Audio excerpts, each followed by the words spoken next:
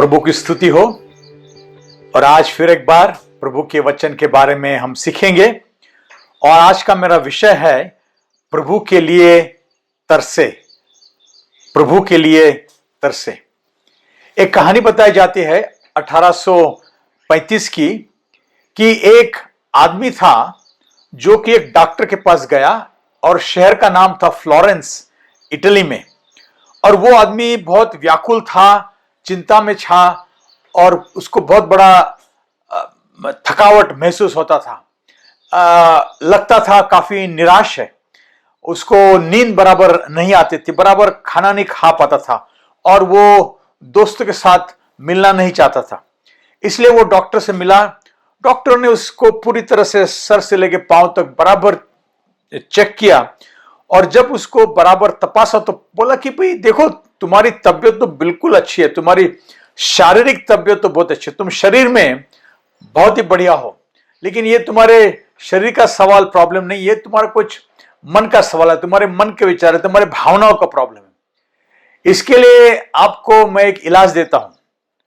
तो डॉक्टर ने कहा कि देखो, काम करो, अपने शहर के अंदर एक अच्छा सर्कस आया है, आप जाके वहां की टिकट खरीद लो और उस सर्कस का खेल देखो। तो वो आदमी ने पूछा, अगर वह सर्कस का खेल देखूंगा तो मुझे कैसे ठीक हो जाएगा?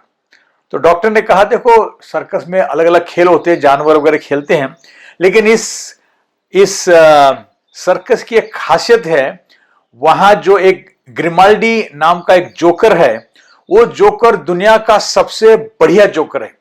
और वो जब अपनों लोगों को हंसाता है तो लोग इतने हंसते हैं, इतने हंसते हैं कि पेट पकड़ के हंसते, मानो वो कुर्सी से गिर जाती, इतने हंसते हैं। तो तुम जाओ, तुम बैठो और ये ग्रिमाल्डी तुमको हंसाएगा। उसके हंसाने से तुम्हारी जो निराशा है वो दूर हो जाएगी। तो आदमी ने कहा, डॉक्टर जी, वहां जाने से मेरे को कुछ फायदा नहीं होगा। डॉक्टर ने, क्यों आप बोल रहे हैं कि आपको फायदा नहीं होगा? क्योंकि आप जिस आदमी के बारे में बोल रहे हैं, जो कि दुनिया का नंबर 1 जोकर है, कॉमेडी शो वाला है, ग्रिमाल्डी नाम, मैं खुद ही ग्रिमाल्डी हूं। सोचने की बात है कि खुद ग्रिमाल्डी, जो कि सब लोगों को हंसाता है, खुद ही निराशा में फंसा हुआ है, उदास है, चिंता में फंसा हुआ है। उसको थकावट महसूस है, वो खाना नहीं खा रहा है बराबर और उसको नींद बराबर नहीं आ रही। लोगों को भले हंसाता हो, लेकिन खुद के जीवन में एक बहुत बड़ी तकलीफ से वो गुजरा है। ऐसी कहानी हम बाइबल में देखते हैं दाऊद राजा के बारे में। एक बार वो शाऊल राजा से और फिर बाद में अपने बेटे अब्सलोम से दूर भाग रहा था, क्योंकि अब्सलोम उसके विरुद्ध, उसका बेटा ही था लेकिन उसके विरुद्ध कार्य कर रहा था, उसको मारने के लिए आ रहा था और दाऊद राजा भाग रहा था। उस वक्त उसको बहुत निराश हुई कि लोगों ने उसको छोड़ दिया, अपने खुद ने बेटे ने उसके विरुद्ध कार्य किया, उसका दुश्मन बन गया और दाऊद राजा बहुत ही उदास था, निराश था और उसका चित्त बहुत ही खिन्न हो चुका था। तो क्या अगर आपके जीवन में भी ऐसा होता है तो आप क्या करोगे? क्या आप सर्कस का शो देखने जाओगे या तो कोई कॉमेडी शो देखने जाओगे? तो ये दाऊद राजा ने उस वक्त, ऐसे उदास वक्त में, निराशा वक्त में, उसने क्या किया वो आज हम सीखेंगे और देखेंगे उसके लिए हमारे लिए क्या इलाज दे रहा है, ताकि हम ये निराशा से दूर रहे। उसके लिए हम पढ़ेंगे भजन संहिता 42। भजन संहिता 42।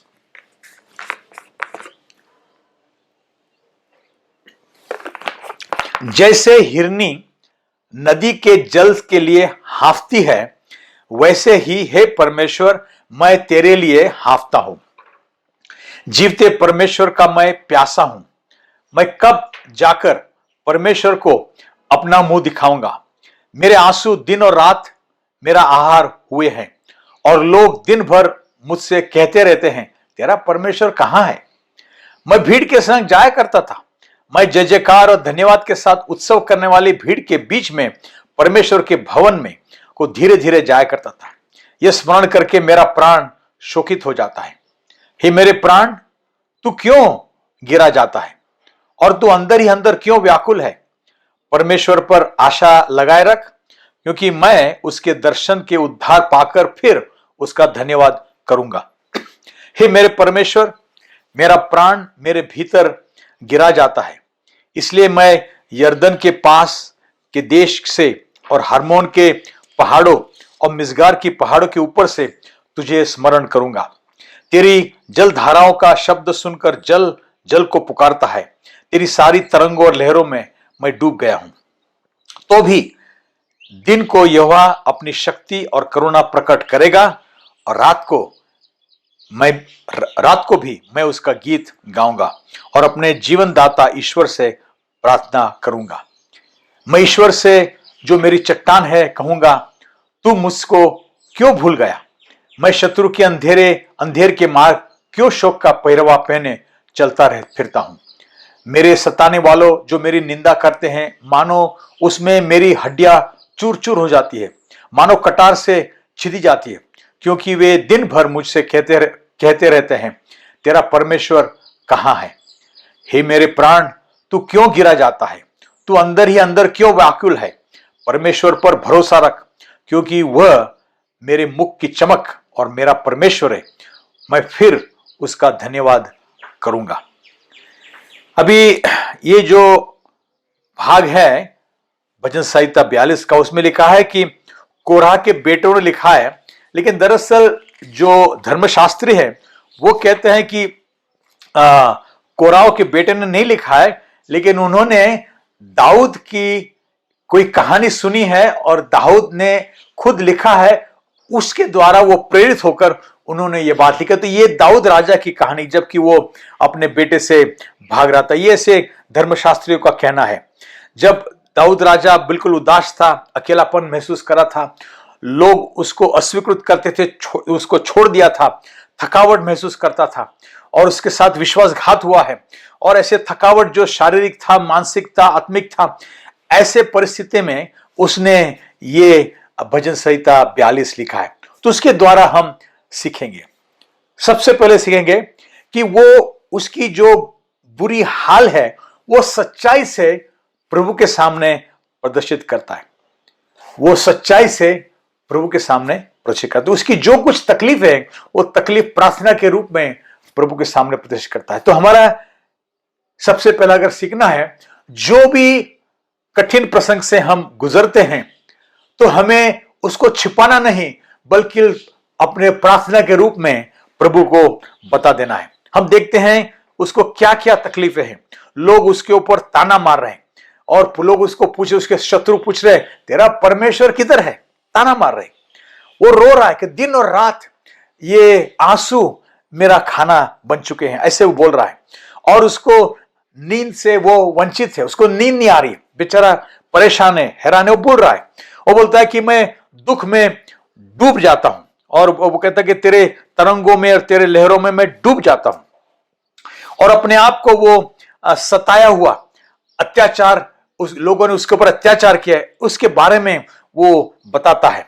और 9वें और 10वें वचन में वो कहता है, मैं ईश्वर से जो मेरी चट्टाने कहूंगा, तू मुझे क्यों भूल गया? मेरे शत्रु अंधेर के मारे क्यों शोक का पहरावा पहने हुए चलता फिरता हूं? मेरे सताने वाले जो मेरी निंदा करते हैं, मानो उसमें से मेरी हड्डियां चूर चूर हो जाती है, मानो कटार से छिदी जाती है। क्यों वे दिन भर मुझे कहते रहते हैं, तेरा परमेश्वर कहां है? तो शत्रु उसके विरुद्ध, उसके दुश्मन उसके विरुद्ध अत्याचार करते हैं।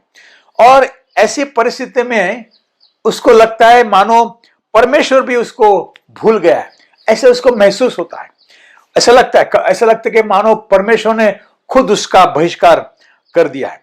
तो सबसे पहले हम देखते हैं कि वो अपनी प्रार्थना के द्वारा परमेश्वर को पूरी तरह से बताता है, उसके अंदर की बुरी हाल की सच्चाई क्या है वो बताता है। हमें भी कभी कभी अच्छे दिन महसूस होते हैं, कभी कभी बुरे दिन महसूस होते हैं। कभी कभी हम पर्वत के शिखर के ऊपर अच्छे धूप के अंदर और अच्छे सुखद दिन के अंदर अच्छे मित्रों के साथ हमारे पैसों की आबादी के वक्त हम जिंदगी बिताते हैं। लेकिन कई बार हमारे जिंदगी में ये दाऊद राजा की तरह ऐसा लगता है मानो हम मौत की खाई से जा रहे हैं। दोस्त लोगों ने हमें धोखा दिया है और कुछ लोग हमारे पे गलत इल्जाम लगा रहे हैं। ऐसा लग रहा है कि मेरा चकनाचूर हो जा रहा है, मेरा सत्यानाश हो जा रहा है और शत्रु और दुश्मन मुझको घेरे हुए हैं। ऐसे परिस्थिति में जब हम गुजरते हैं तो हमें प्रार्थना के द्वारा अपना हाल परमेश्वर को सुनाना है। भले ऐसे महसूस हो कि परमेश्वर हमसे दूर है, लेकिन परमेश्वर कभी भी दूर रहता नहीं है, इसलिए हमें परमेश्वर से बात करना है। अगर हम परमेश्वर को कहे परमेश्वर तू हमसे दूर है, वो कहना ठीक है, क्योंकि ये कम से कम हम विश्वास तो करते हैं परमेश्वर है, उसके लिए उसके पास आते हैं। उस वक्त हमको ऐसा लगता है मानो चमत्कार हमारे जीवन में होते ही नहीं है। हमको लगता है मानो हम में विश्वास छोड़ दूं और प्रभु की और जो पहलोटे का प्रेम था, वो प्रेम हम गंवाते हैं, ऐसा लग रहा है। और हमको लगता है बस मैं इस्तीफा दे दूं, राजीनामा दे दूं, ऐसे लगता है। लेकिन जो कुछ हमारे दिल की भावना है, हमें प्रभु को बता देना है। हो सकता है हमारा विश्वास डगमगाता हो, प्रभु के वचन के ऊपर हमें संदेह होता हो, ऐसा लगता हो कि समाज से हम दूर चले जाएं, हम चर्च नहीं जाना चाहते हैं। फिर भी हमें जो कुछ हमारे दिल से हम गुजर रहे हैं, हम प्रभु को बताना चाहते हैं। हो सकता है हमने दशांश भी देना बंद कर दिया है, हम उलझन में हैं, हम गुमराह में, हमारे पास कोई आराम नहीं है, कोई हमको तसल्ली देने वाला नहीं है, हमको कोई सांत्वना देने वाला नहीं है। ये जो हमारे जीवन से बीती है, ये चीजें हमें प्रभु को बताना बहुत जरूरी है। लेकिन बताते हुए हम जाएंगे कहां? कुछ लोग इस वक्त गलत मार्ग में जाते हैं, व्यसन में जाते हैं, नशा करते हैं, दारू में जवाब देते हैं। ये दारू और नशा में जाएंगे तो उसकी पकड़ और खतरनाक हो जाएगी। कुछ क्षण के लिए उनको ठीक लगेगा, लेकिन बाद में उनकी परिस्थिति और भी खतरनाक हो जाएगी। तो वो जगह गलत है, वो जगह में जाना बिल्कुल गरज है। और दाऊद राजा ने क्या किया वो हम देखते हैं। तो सबसे पहले तुम्हारी जो सच्चाई है, तुम्हारी जो निराशा का वक्त है, बुरे हाल का वक्त है, की सच्चाई है, वो प्रार्थना के रूप में हमें प्रभु को बताना है। दूसरी बात दाऊद राजा ने की है, और वो है उसने अपनी आंखें प्रभु की ओर उठाई। उसने अपनी आंखें प्रभु की ओर उठाई। किस प्रकार उठाई देखें। सबसे पहले कहता है वो प्रभु का प्यासा है, प्रभु का प्यासा है। जैसी हिरनी नदी के जल के लिए हांफती है, वैसे ही है परमेश्वर, मैं तेरे लिए हांफता हूं, तेरे लिए मैं प्यासा हूं। और जब कभी हिरनी के पीछे कोई बाघ या शेर या चीता उसके पीछे लगता है, तो हिरनी जोर से भागती है, और हिरनी के भागने की ताकत बहुत है, बहुत उसकी तेजी भी बहुत है, और वो भागती है भागती है भागती है, और फिर वो शेर और बाघ और यह जो चीता होगा वो परेशान होकर रुक जाता है, लेकिन हिरनी भागती रहती है। लेकिन बहुत भागने के बाद उसको वो हांफती है, और वो पानी के लिए प्यासी हो जाती है, और वो सोचती है मुझे पानी की बहुत जरूरत है, मैं बहुत दौड़ी, बहुत भागी, मैं डर के मारी भागी, लेकिन मुझे अभी पानी की जरूरत है। और जिस प्रकार वो हिरनी उस वक्त पानी के लिए प्यासी है, उसी प्रकार दाऊद राजा कहते हैं प्रभु मैं तेरे लिए प्यासा हूं, मुझे बहुत ही प्यास लगी, तेरी प्यास लगी, और किसी चीज की नहीं, तेरी प्यास लगी। उतनी ही उत्सुकता, उतनी ही इच्छा, उतनी ही हाफ तेरे लिए है। और उसी प्रकार हमें भी प्रभु के लिए हमारी प्यास दिखाना है। और दाऊद राजा ये प्रभु से दूर नहीं जाता, लेकिन प्रभु की ओर सच्चाई से, बिल्कुल निष्ठता से प्रभु के पास आता है, और वो खास तौर के प्रभु को ही ढूंढता है। वो प्रभु का प्यासा है, प्रभु का प्यासा है। दूसरी बात है प्रभु को मिलने की उसमें इच्छा प्रदर्शित करता है।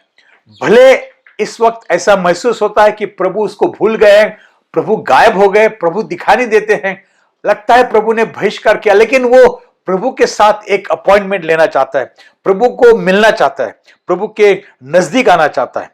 दूसरे वचन कहता है जीवते ईश्वर परमेश्वर का मैं प्यासा हूं, मैं कब जाकर परमेश्वर को अपना मुंह दिखाऊंगा। वो चाहता है मैं प्रभु को मेरा मुंह दिखाऊं, और ये बहुत ही महत्वपूर्ण। तो प्रभु का प्यासा है, प्रभु को मिलने को चाहता है, और प्रभु में ही आशा रखता है, प्रभु में ही आशा रखता है। हे 5वें वचन कहता है परमेश्वर पर आशा लगाए रख, क्योंकि मैं उसके दर्शन से उद्धार पाकर फिर उसका धन्यवाद करूंगा। वो जानता है मैं उस पर ही आशा लगा के रखूंगा, और उसके दर्शन जरूर पाऊंगा, और फिर उद्धार पाऊंगा, और उसके बाद उसका मैं धन्यवाद करूंगा।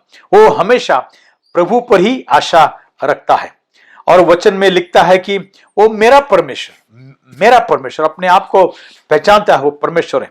तो वो देखते हैं प्रभु का प्यासा है, प्रभु से मिलना चाहता है, प्रभु पर ही आशा रखता है, और वो प्रभु के प्रेम के बारे में वो बताता है। तो भी दिन को यहोवा अपनी शक्ति और करुणा प्रकट करेगा, प्रेम प्रकट करेगा, और रात को मैं उसके गीत गाऊंगा, अपने जीवनदाता ईश्वर से प्रार्थना करूंगा। तो परमेश्वर की करुणा, परमेश्वर की शक्ति, परमेश्वर के प्रेम के बारे में उल्लेख करता है। वो चाहता है कि मुझे प्रभु के प्रेम का अनुभव हो। और हम भी जानते हैं कि प्रभु ने इस जहां से, इस पृथ्वी से, सब लोगों से, दुनिया से, तुम्हारे से, मेरे से इतना प्रेम किया कि अपने इकलौता बेटा हमारे लिए भेज दिया, जाकि जो भी लोग उस पर विश्वास करते हैं वो उनका नाश नहीं होगा, बल्कि अनंत जीवन पाएंगे। प्रभु ने अपना प्रेम अपने बेटे के द्वारा प्रदर्शित किया, और उसका बेटे यीशु मसीह ने आके हमारे पाप उस पर लगा दिए गए, खुद पर ले लिए, और हमारे पापों का दंड उसने चुकाया क्रूस पे जाके। और बहुत ही ये खतरनाक रूप की जो मौत है उसने अपनाई, जो मुझको अपनाना था उसने अपनाई, ताकि मुझे पापों से माफी मिले और मेरा संबंध प्रभु से फिर एक बार लगे जाए। प्रभु का ये प्रेम है, और जितना हमको प्रभु के प्रेम से अनुभव होता है, तो फिर हम दिन और रात उसका गीत गाते हैं, और हम उसका गीत गाते हैं। यही कहता है, और तो भी दिन का यहोवा अपनी शक्ति और करुणा प्रकट करेगा, प्रेम प्रकट करेगा, और रात को भी मैं उसका गीत गाऊंगा, अपने जीवन दाता ईश्वर से प्रार्थना करूंगा। तो यही काम हमारे करना है, ये करना बहुत ही जरूरी है। और नशे में नहीं जाना है, लेकिन प्रभु के पास जाना है। कुछ लोग नशे में जाते हैं। एक वचन लिखा है इफिसियों की पत्री 5वां भाग 18 से 20 लिखा है, मदिरा पान करके मतवाले मत बने रहो, क्योंकि इससे कामुकता पैदा होती है। अगर मदिरा या नशा या गुटखा इसमें तुम लगे रहोगे तो कुछ क्षण के लिए आराम पाओगे, लेकिन बाद में ये कामुकता पैदा होती है, तुम्हारी परिस्थिति इतनी खतरनाक हो जाएगी, पहले से कई गुना खतरनाक हो जाएगी। बोले इसमें कहता है मदिरा पान करके मतवाले मत बने रहो, क्योंकि इससे कामुकता पैदा होती है। इसके विपरीत आत्मा से परिपूर्ण हो जाओ, इसके विपरीत आत्मा से परिपूर्ण हो जाओ। दारू की नशा मत करो, लेकिन पवित्र आत्मा के द्वारा अपने आप को तृप्त करो। आपस में भजनों, स्तुतियां, आत्मिक गीतों का, परमेश्वर का आदान प्रदान करते रहो। अपने मन में प्रभु के लिए गीत गाते उसकी स्तुति करते रहो। जब आप प्रभु के गीत गाओगे, प्रभु की प्रार्थना करोगे, प्रभु की स्तुति करोगे, आपस में दूसरे लोगों के साथ गान पान करोगे, तो तुम्हारा जो उदास मन है वो उदासी निकल जाएगी, और तुम्हारा मन प्रफुल्लित हो जाएगा। तो ये हमें जरूरी है कि हम दारू नशे के पीछे न लगे, बल्कि प्रभु के पास जाए, और उसमें तकलीफ है तो प्रभु के प्रेम के पास जाए, प्रभु की पवित्र आत्मा की हम खोज करें, यीशु मसीह के क्रूस के पास जाए, उसके द्वारा हमें उसकी ताकत मिलेगी। नशे के पास मत जाए, कोई भी व्यसन के पास नहीं जाए, क्योंकि उससे कामुकता बढ़ती है।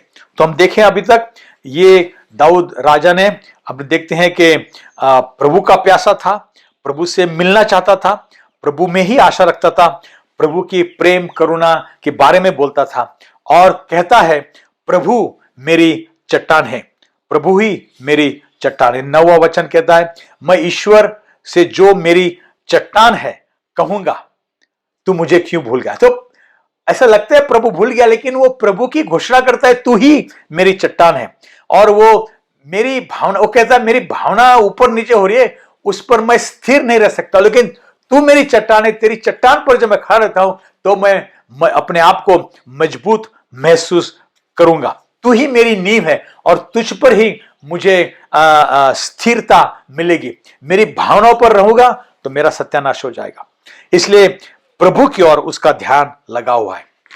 प्रभु का वो प्यासा है, प्रभु से मिलना चाहता है, प्रभु में आशा रखता है, प्रभु की करुणा और प्रेम का वो प्यासा है, और प्रभु को अपनी चट्टान करके बुलाता है। तो ये हो गई पहला कदम। दूसरा कदम, पहला कदम सच्चाई से प्रभु को बताना अपना हाल, दूसरा कदम है प्रभु की ओर अपना ध्यान देना। ये तीसरी बात है, अपने प्राण को वो चुनौती देता है, अपने प्राण को वो बार बार सवाल पूछता है। 5वें वचन में लिखा है, हे मेरे प्राण, तू क्यों गिरा जाता है और तू अंदर ही अंदर क्यों व्याकुल है। वो अपने प्राण को एक चुनौती देता है, चैलेंज करता है। नहीं, हे प्राण, वो मार्ग में मत जा, तू व्याकुल मत बन। वो कहता है प्राण को, तू उस जगह पर मत जा। और वो कहता है, आगे कहता है, परमेश्वर पर आशा लगाए रख, क्योंकि मैं उसके दर्शन से उद्धार पाकर फिर उसका धन्यवाद करो। अपने प्राण को कहता है, चल बिचल मत हो जा, भावना के इसमें तुम मत भरा, लेकिन प्रभु पर आशा रख और परमेश्वर पर आशा लगाए रख, तो फिर तेरा उद्धार होगा, तेरा में बदलाव आएगा। और वो बार बार अपने आप को उसी प्रकार बोलते रहता है। और हमारा जो, अगर हर एक व्यक्ति के बारे में अगर हम सोचते हैं तो हमारे व्यक्ति में 3 भाग है। हमारे एक तो शरीर है, फिर ये प्राण है और आत्मा है। शरीर, प्राण और आत्मा। और हमें अपने आप को शरीर, प्राण और आत्मा से नहीं बताना चाहिए, हमें उल्टे बताना चाहिए। हम आत्मा, प्राण और फिर शरीर से बताना है। अगर हम उल्टा देखेंगे, शरीर और फिर प्राण और फिर हमारी आत्मा, तो फिर थोड़ी गड़बड़ी हो सकती है। क्योंकि जब हम शारीरिक रूप से जीते हैं, हमारे शरीर को हम सिंहासन पर, हमारे जीवन के सिंहासन अगर बिठा देते हैं, तो शारीरिक भूख जो है, शारीरिक जो हवस है, शारीरिक जो वासना है, उसके द्वारा हमारा जीवन जिएगा और हमारा प्राण और हमारी आत्मा उसके मुताबिक जिएगा। हमारा सत्यानाश हो जाएगा। उसको अगर सिंहासन पर बिठाओगे तो हमारा नुकसान होगा। अगर शरीर के बजाय अगर हम उस सिंहासन पर हमारे प्राण को बिठा देते हैं, तो हमारे प्राण में गलत विचार आते हैं, हमारा प्राण में जिद्दी मन होता है, कभी अस्थिर भावना होती है, हमारी मर्जी अलग ही होती है, हमारा मन इधर उधर चल बिचल होता है। इसलिए अगर जीव को, हमारे प्राण को अगर हम सिंहासन पर बैठाएगा, तो हमारा जीवन बहुत ही ऊंचा नीचा, चल बिचल और घबराया हुआ रहेगा। तो उसको भी तुम सिंहासन पर बैठाओ, लेकिन उसके बदले में अपनी आत्मा को सिंहासन बैठाओ और अपनी आत्मा को पवित्र आत्मा से भर दो। और जब अपनी आत्मा पवित्र आत्मा से भर जाती है और इस आत्मा को तुम सिंहासन पे बिठाओ, तो ये आत्मा जो पवित्र आत्मा से भरी हुई है, वो पूरी शासन अपने हाथ में लेगी और अपनी आत्मा बिल्कुल आदेश देगी और शरीर को और प्राण को सीधी लाइन में ले आएगी और अपने जो चल बिचल विचार है उसको सीधे बना देगी, जो गलत विचार है उसको निकाल देगी, शरीर की जो गलत वासना है, गलत जो हवस है, गलत भूख है, उसको दूर निकाल देगी और उसके बदले में सही किस्म की भूख, सही किस्म की प्यास उसको बताएगी। तो हमें अपनी आत्मा पवित्र आत्मा के अधीन होते हुए उसको शासन में लाना है और उसके शासन के द्वारा हमारे शरीर को और जीव को बिल्कुल लाइन मिला। और यही दाऊद राजा कह रहा है, मेरे प्राण, तू क्यों गिरा जाता है और तू अंदर ही अंदर क्यों व्याकुल है।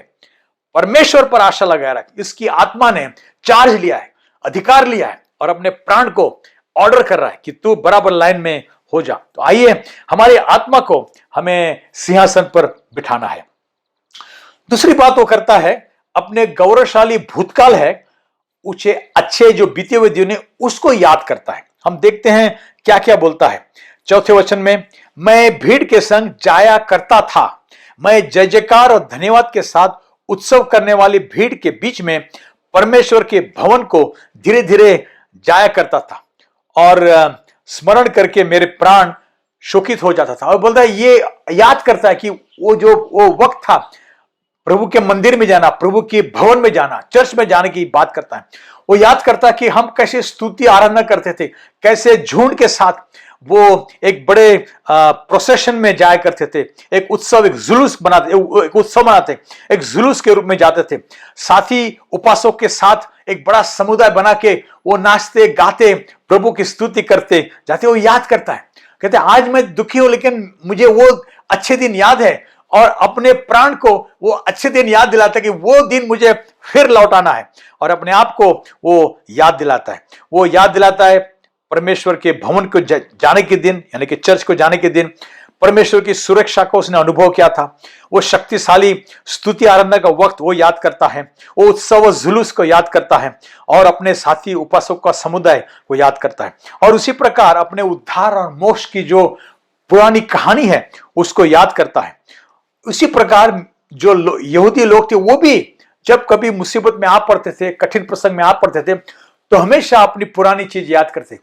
परमेश्वर तूने हमको मिस्र देश से छुड़ाया, परमेश्वर तूने हमें लाल समुद्र से मार्ग निकाला, परमेश्वर तूने हमको अरण्य प्रदेश से रास्ता निकाल के ये कनान प्रदेश में तुम ले आए, तूने हमने स्वर्ग से खाने के लिए मना दे दिया, तूने पत्थर में से हमको पानी पिलाया।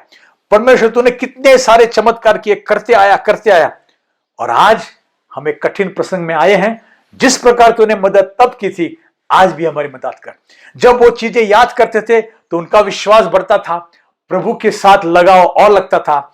कठिनाई भले हो, कितनी भी बड़ी हो, अब उनको हमारा प्रभु और भी बड़ा महसूस लगता था, और वो कठिनाई का सामना करने के लिए तैयार हो जाते। तो हमें जरूरी है कि हमारी जो पुरानी कहानी है, प्रभु के साथ की चाल है, उसके बारे में हमें याद करना है।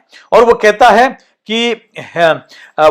कि मैं यरदन के पास के देश से और हरमोन के पहाड़ों और मिस्गर की पहाड़ी से ऊपर से तुझे स्मरण करूंगा। हो सकता है दाऊद राजा ये सब जगह पे गया होगा और उन्हें अच्छे अनुभव किए होंगे, पहाड़ी के ऊपर जाने के अनुभव किए होंगे। और ये जो हरमोन की पहाड़ी है, वहां तो बर्फ रहता है, बर्फ जब पिघलता है तो उससे पानी बहता है, और पानी बहकर यरदन नदी बनती है। तो ये प्रभु की ओर से जो जीवन का पानी आता है, जीवन का स्रोत आता है, वो याद करता है कि तेरी ओर से जीवन का पानी है। मैं तो ये याद करता, मैंने वो पानी पिया है और फिर मैं वही पानी पीने के लिए तरसता हूं। और वो याद करता है कि तू ही मेरे जीवन की ज्योति है, तू मेरे जीवन का पानी है। उसको बराबर वो याद करता है। और इस वक्त वो चाहता है कि वो उस पानी से, वो जीवन के पानी की, जो कि हरमोन पर्वत की ओर से पिघलते हुए बर्फ से जो आ रहा है, उससे द्वारा मुझे पीने के लिए मिले, वो याद करता है। तो यही बात होगी।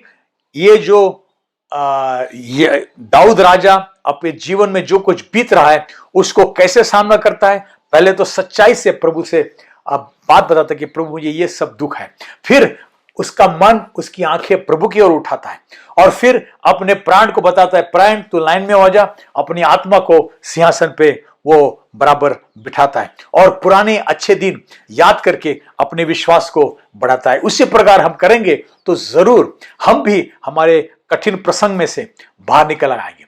हो सकता है इस वक्त ये कोरोना के दिन है, हम लॉकडाउन में हैं और हमें तकलीफ हो रही है, कुछ लोगों की नौकरी भी चली गई है।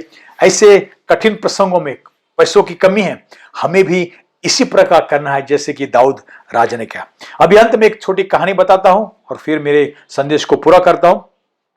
कहानी बताई जाती है कि एक शिष्य अपने आत्मिक गुरु शिक्षक के पास गया और उसने पूछा, मैं प्रभु को कैसे पा सकता हूं, मैं प्रभु को कैसे पा सकता हूं। तो वो गुरु ने कहा शिष्य को, चल मेरे साथ, मैं जा रहा हूं बाहर, तू भी चल। तो वो शिष्य गुरु के साथ बाहर चला गया। तो वो गांव के नजदीक एक नदी थी, तो बोले चलो मेरे साथ थोड़ा नदी के पानी में जाए। तो दोनों जन गए, कमर तक पानी के उधर खड़े रहे। फिर गुरु ने शिष्य को कहा, चल एक तो डुबकी लगा। तो जैसे वो शिष्य पानी के अंदर डुबकी लगाने गया तो गुरु ने उसके सर पर हाथ रख के उसको और भी दबाया और उसको बाहर नहीं आने दिया। तो बेचारा का श्वास रुक गया, और पानी के अंदर होने के बाद वो अपने हाथ पैर मारने लगा, और वो श्वास लेने के लिए अचानक बहुत उसमें तरस आई, और बहुत वक्त के बाद गुरु ने अपना हाथ निकाल दिया तो उसका सर भरा और उसने जोर से एक बड़ी सांस ले ली, और उसके फेफड़े सांस लेने के लिए बड़ी कोशिश कर रहे थे, वो हाफ रहा था बाहर निकल के। तब गुरु ने उसको कहा, जब आप प्रभु के लिए उतने ही तमन्ना से प्यासे होंगे, जैसे कि आप अभी अभी सांस लेना चाहते थे, तो ही आपको प्रभु पाओगे। दाऊद राजा प्रभु के लिए उसी प्रकार प्यासा था, जैसी हिरनी पानी के लिए प्यासी, जैसी हिरनी हाफती है, उसी प्रकार मैं भी परमेश्वर तेरे लिए हाफता हूं।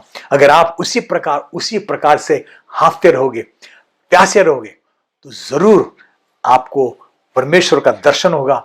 फिर एक बार आप उत्सव मनाओगे, फिर एक बार स्तुति आराधना करोगे, फिर एक बार आपको अच्छे दिन आएंगे, फिर एक बार आपका उद्धार होगा, फिर एक बार आपके जीवन में बदलाव आएगा, फिर एक बार तुम्हारे आंसू निकल जाएंगे, वो आंसू पहुंच देगा और तुम्हारा जीवन आनंद से भर जाएगा।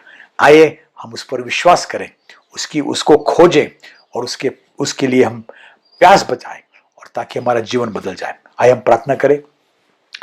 प्यारे प्रभु, हम तेरे पास आते हैं यीशु मसीह के नाम से। प्रभु, तुझको धन्यवाद देते हैं, तूने हमारे लिए यीशु मसीह को भेजा, अपना प्रेम प्रदर्शित किया, और उस यीशु मसीह के द्वारा हमारी जितनी ही कमियां हैं उसको वो पूरी करता है, हमारे पापों को वो माफ करता है, हमें नया जीवन देता है, और हमें दुख के संकट से बाहर निकालता है, और फिर दोबारा चट्टान पे खड़ा करता है, हमें उद्धार देता है। इसलिए प्रभु तुझको धन्यवाद देते। हम चाहते हैं प्रभु, हमारे जीवन में हम तेरे लिए प्यासे रहे, तेरे लिए हम हाफते रहे, ताकि जितने हाफते रहेंगे, जितने प्यासे रहेंगे, तब तू हमें जरूर दर्शन देगा, जरूर हम तेरी उपस्थिति को महसूस करेंगे, और हमारा जीवन पूरी तरह से बदल जाएगा। हम ये कठिनाई के जो वक्त है उसमें से बाहर निकल आएंगे, और तेरी स्तुति और आराधना करते रहेंगे। प्रभु, हम मांगते हैं हमारे साथ और पास रहे, क्योंकि हम मांगते हैं यीशु मसीह के नाम, सुन और कबूल कर। आमीन, आमीन, आमीन।